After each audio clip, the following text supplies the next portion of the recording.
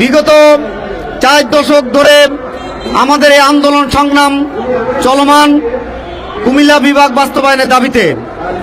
ঐতিহ্যবাহী কুমিল্লা বিভাগ বাস্তবায়ন দাবিতে যখনই আমরা আন্দোলন করে চালিয়ে যাচ্ছি, তৎকালীন সরকার যখন অন্য নামে দিতে চেয়েছিল, তারপরে আমরা প্রতিবাদের ঝড় হয়েছে কুমিল্লা নামে বিভাগ চাই। এরপরে যতই আন্দোলন সংগ্রাম চলছে ততই ষড়যন্ত্র অব্যাহত রয়েছে। প্রিয় উপস্থিতি, আমরা আজকের এই প্রোগ্রাম থেকে দাবি জানাতে চাই, ঐতিহ্যবাহী এই কুমিল্লা অতি সুন্দর বিভাগ বাস্তবায়ন করতে হবে।